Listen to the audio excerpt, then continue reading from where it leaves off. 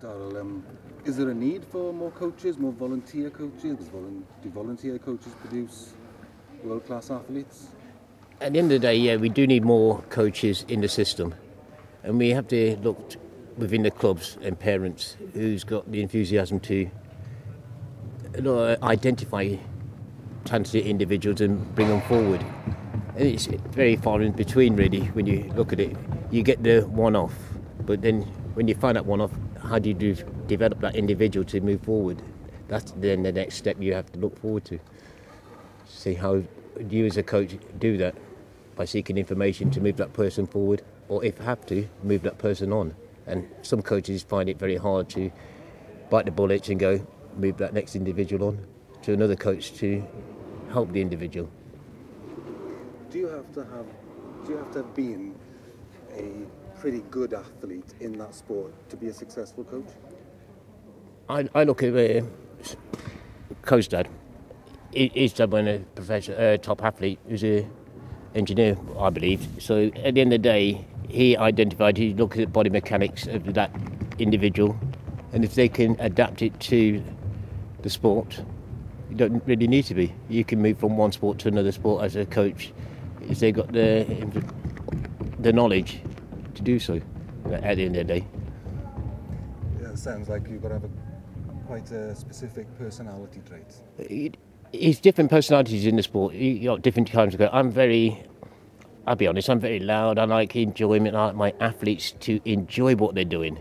If they don't enjoy it, it's, how would you say, the end of all of them. They've got to enjoy it at the end of the day for them to move forward. And to move that person forward, the athlete then has to think about how does he move himself forward. Because at the end of the day, coaches can set the training, but the athlete's got to believe in the training to think, yes, he's moving them forward, and then to move that next step, they've got to put belief into it. So when during your time with Dai, I think when you first hooked up with Dai, that was right at the start of his career. So you got Dai really young and raw in a way, yeah? Okay. To be honest, I knew Dai. I seen Dai within the school system because he was running against my son over the hurdles as well. So both of them was battling it out in the schools. So I seen him young. So when he came to Hewitt, and they asked me would I join their staff to help them when they set up this place originally to look after the students at Hewitt. Dai came to me when I was training Warburton at the same time. So, and Dai was running 55, 54 seconds for the hurdles. But then, that following year, he moved on leaps and bounds, and then you think, this person's got something there. Then the hardest part, then you have to adapt your training to suit the individual, because Dai, if you hold himself, on a one-off rep, is very good.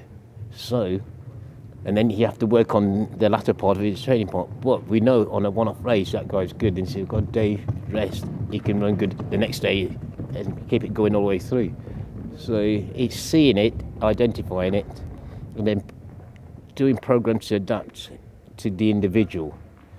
So, but then I'm an ex-forces PTI and a police trainer, so I do many disciplines. So I'm coaching many different sports. So you learn to adapt to the individual, because training police officers to do self-defence is very hard from a civilian. So when you can do that, you can do anything, especially when working with disabilities. So it's very good. So when you see the traits in, and it's many other athletes out there who's got it, but it's the coach has got it's another skill to identify it and then tell that person you can be good. So when he did produce, we knew it was there all along. It's just waiting to come out. And sometimes you have to wait for that time to come at the end of the day. And injuries probably is a godsend in some cases, because it weren't your time. And when your time comes, take it. And Dai's done it. I knew I was talented. I knew I took the sports quite easily, and learned new techniques and skills quite easily. But when I started at university here, I didn't realise that I'd become as good as I did, and I especially didn't think that that would happen as quick as it did. I mean, I just trained as hard as everyone else did in the group, but I ended up having bigger results at the end of the year. And that year, my first year, it was my last year as a junior, and Darrell took me to the European Juniors where I got a silver medal. And at the start of the year, I didn't even think I'd even qualify for it, you know, let alone come away with a medal. So after that year, then I started to realise that, well, you know, I could do something from this and, you know, progress on to the next level. And then you start setting bigger and better targets, really, and you start taking things a bit more seriously, and you get more involved with it. But yeah, I mean, when I started at university, Darrell was essentially sort of my first coach, and he instilled a good work ethic. He said he's obviously ex-army, so it's hard to sort of jib out of sessions or anything when he's around. So he kept me on the straight and narrow and made sure I did everything as I was meant to do, and to do it to the best of my ability. So yeah, he instilled that good work ethic, which I still have to this day, and I think that's really the main thing that's stood me in good stead, really, for the rest of my career. I'm not frightened to do the hard work, and you know, I quite enjoy it, to be honest. This may be a silly question, but I ask silly questions. Athletes don't particularly need coaches. Are there examples of athletes all over the world who've done it without a coach? Do it yourself. Yeah, you can do it yourself, but who's going to watch you when you're doing it wrong? You know, who's there to tell you to do it right and pick up on minor things? And when things aren't going so well, you need someone there to help you get through that tough time and to work on different training programs and to develop tactics to get around the problems.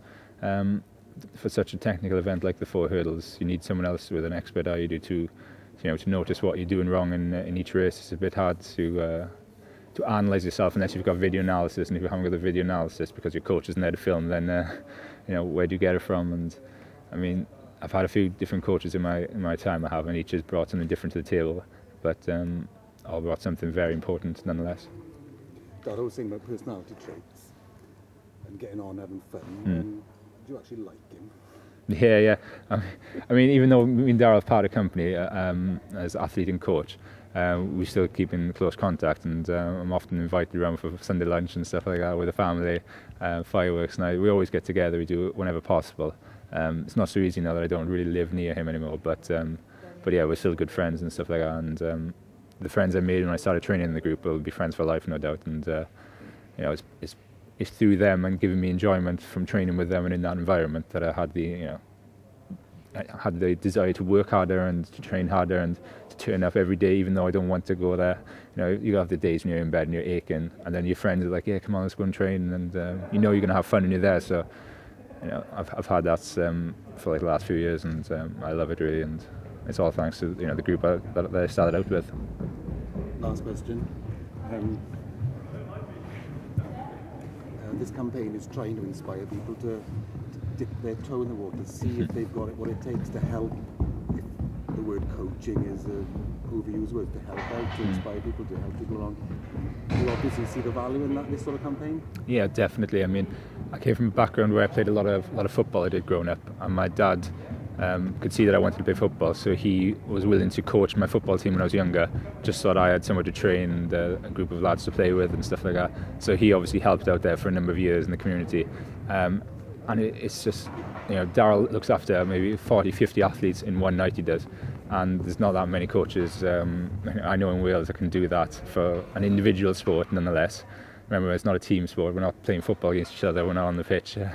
So we're all doing different things, and you got to have the coaches to get the athletes involved. And there's nothing worse for an athlete when it's -5 degrees and you've got to go outside and do lots of reps in the zone, or with just 2 or 3. If they haven't got a coach there at the time, to tell them that they're improving, getting better, and to spur them on.